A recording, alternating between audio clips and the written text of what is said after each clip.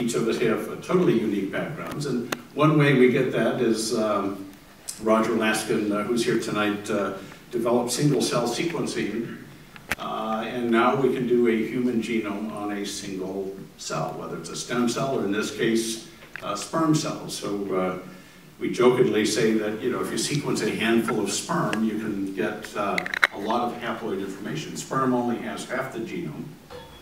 And it turns out every sperm genome is different. Everybody thinks they're all the same, your eggs are all the same, and it's just a matter of mixing and matching. There's roughly one crossover per chromosome, and it's a different crossover event in virtually every sperm cell and every egg cell. So you wonder why your kids came out a little bit different. The starting material was totally different each time. Maybe more so than you even think, but that's something that's often revealed with genome analysis about 5 to 6% of the time. But I'm sure not in La Jolla. Although when I was a student here, I think it was more like 10 or 12%. Anyway, so we can get a genome on a single cell and sort things into haplotypes. And now we can look at something called compound heterozygotes. Instead of just looking at a single nucleotide change on one chromosome and inferring a function from that, it turns out the gene you got from your mother can have a totally different variant than the gene that you got from your father. So it creates a very compound picture, and it often changes gene copy number as well. So one of the joys of being the first to have your genome sequenced is people around the world are constantly analyzing my genome and telling me what I already died from or what I'm going to die from. I keep telling them it's too late to die from childhood diseases. But there's constant reports coming up as we're trying to learn to interpret this complex information. So sorting things out in the haplotypes will become a more important part of the future as we go forward. Now, we're not alone just with our human cells. We have roughly 100 trillion human cells, but it doesn't matter how often you wash your hands, you all have about 200 trillion bacteria associated with your bodies. And that's called the human microbiome. And the discovery of that came some work that Karen Nelson, who's now the president of the Ventures Institute, and she's head of the Rockville campus as well, did the first studies with this. We used the shotgun sequencing we developed for the human genome, and just sequence all the microbes first in the gut and then in other tissues. And so we have around 22,000 human genes, but each of us have about 10 million additional genes, bacterial genes. So the microbiome greatly exceeds our own human genome. And so you can see different body cavities, the skin are loaded with a range of microbes, and understanding the role that these microbes play in health and disease has now become a very big field. And Karen doing a number of studies with Vice Chancellor of Health, David Brenner's come up with some interesting things with GI diseases. My favorite thing, and they always feel misquoted when I say this, but it's most people think that alcohol damages the liver directly. It turns out there's a microbial toxin that's actually released in response to alcohol.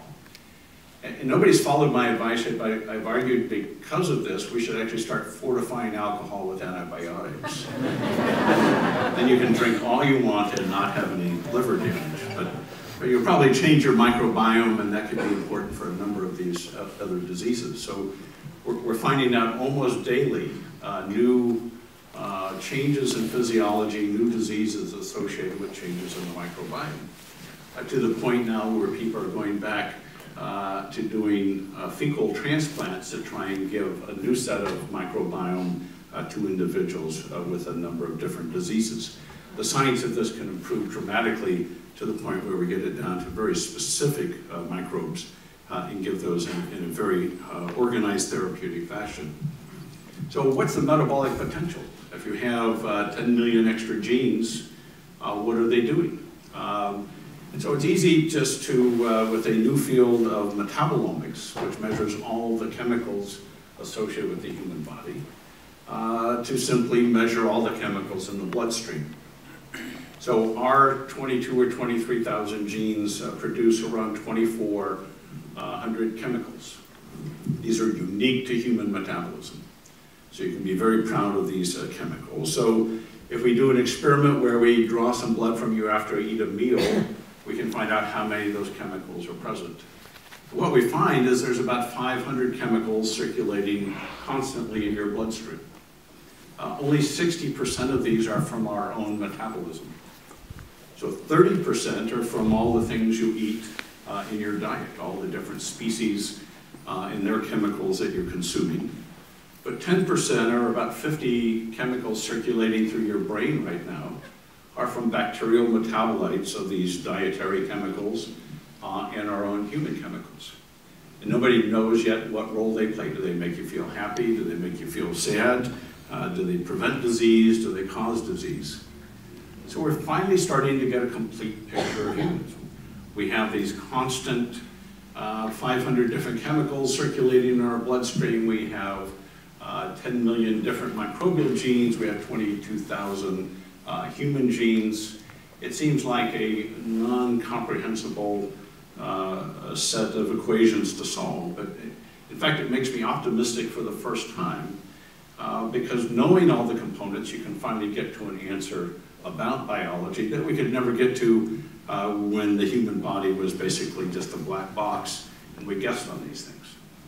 I recall back in the 70s when I was a graduate student here, cyclic nucleotides were the big theme in basic medical sciences, and everybody measured cyclic AMP or cyclic GMP going up or down in every tissue, and they tried to explain all of biology on these two chemicals going up and down. I mean, it seems so ridiculous today.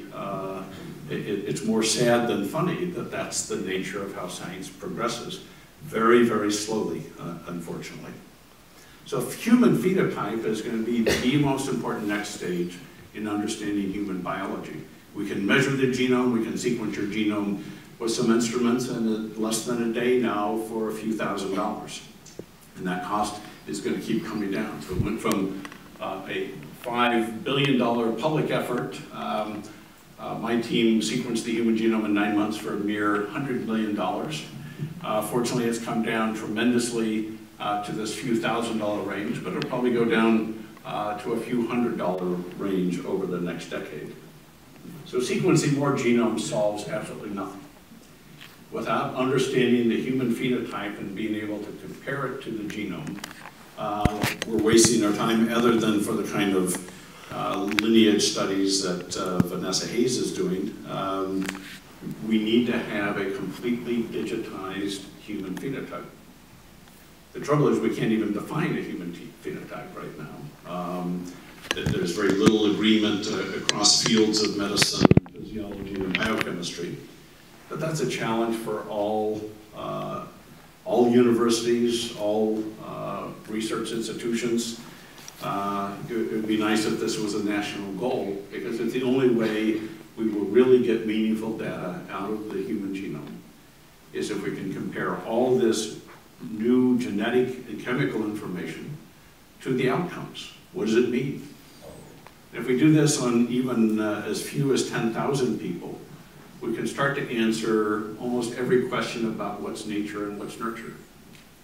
As soon as we do it on 10 million people, we'll have very accurate statistics.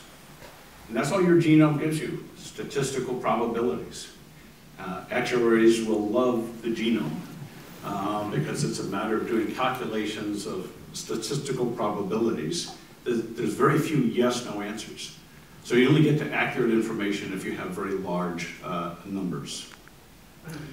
Now this new area that we've been collaborating with Larry and various groups around San Diego, it's a new area called stem cell genomics, applying genomics to understanding the genetics of stem cells.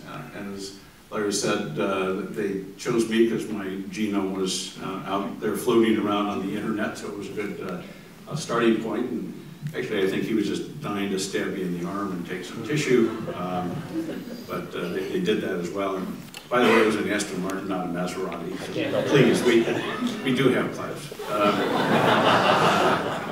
So you can actually start, as Larry's team did, with a skin biopsy and made some iPS stem cells. And they did what everybody in the field sort of did. They looked to see if the karyotype, picture at the bottom of how the chromosomes look, to see if it was normal. And that's sort of like looking at the US from the space station to understand traffic patterns in San Diego.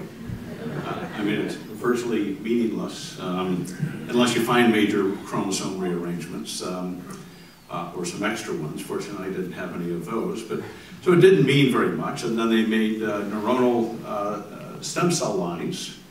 And as many people apparently saw today, then they made neurons.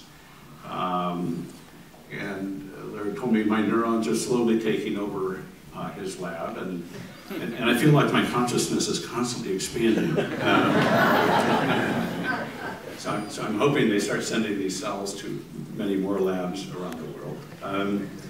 But we did some early studies that Larry initiated and others have done as well, starting to look to see at a much more refined level of genomics, is where there are genetic changes when you make iPS stem cells.